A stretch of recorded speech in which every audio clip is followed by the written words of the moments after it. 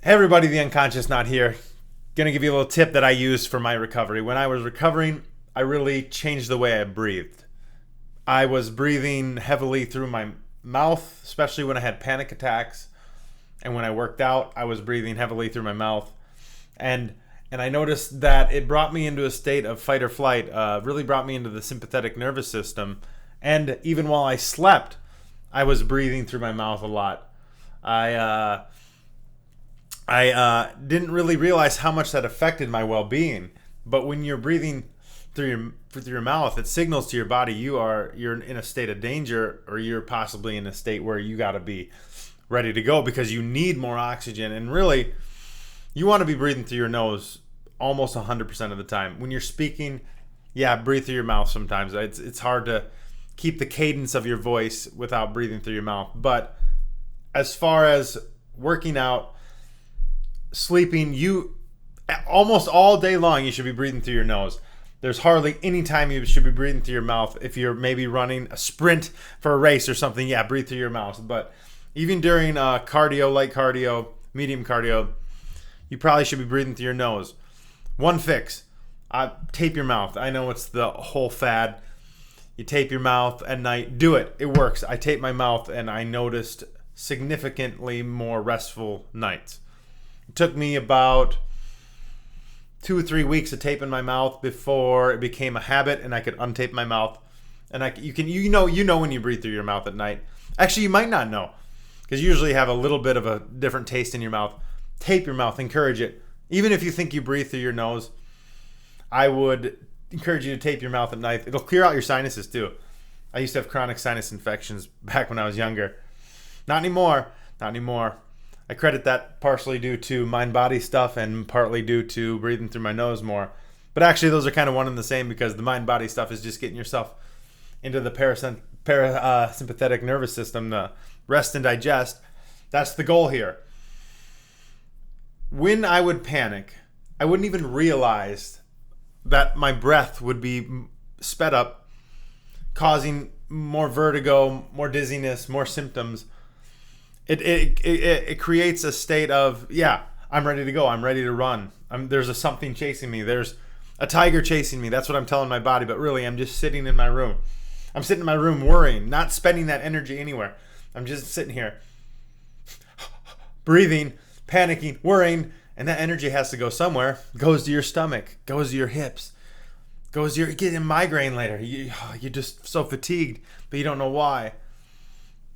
I saw a study that said the people who are nearer to the end of their life, you can always tell because the more they breathe through your mouth. And if you've noticed, people who are very unhealthy or have some chronic, serious stuff going on will be just exclusively breathing through their mouth.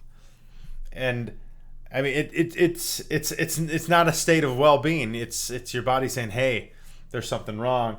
We need to fix it. We're panicked. We're not in a state of ease. I encourage you just to try it, just to breathe through your nose consciously, slowly, deliberately. Working out, breathe through your nose. Night, tape your mouth. Be mindful. Now, another aspect of the breathing is as you meditate and are doing mindfulness, focus on your breath, obviously. That's good and well. But I'm talking about this. This shouldn't be a chore. This is an easy fix. Patrick McGowan has a book called The Breathing Cure. Yeah, Breathing Cure. It's a great book. It's about how he fixed his, he had chronic sinus problems, nose surgeries, all this stuff. And he couldn't fix it until he just forced himself to breathe through his nose. He didn't realize he'd been breathing through his mouth his whole life. And all these things got better. And he also did an experiment where they taped their nose shut for, what was it, like a couple weeks? I think it was 2 weeks. Him and his buddy taped their nose shut. They both got ill. They both got terrible REM sleep. They monitored themselves. Their cortisol levels went through the roof. And they didn't change anything about their routine except they taped their nose. They said it was almost like torture.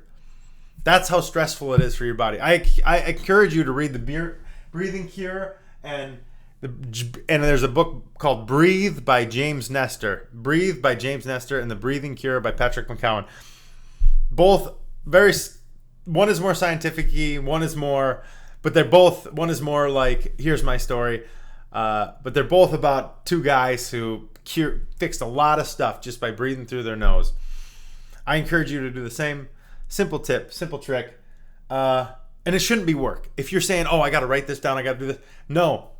Got to remember, when we're coming into a state of healing and recovery, nothing is a chore. Nothing is, this is what I got to do. This is another thing to add to my list.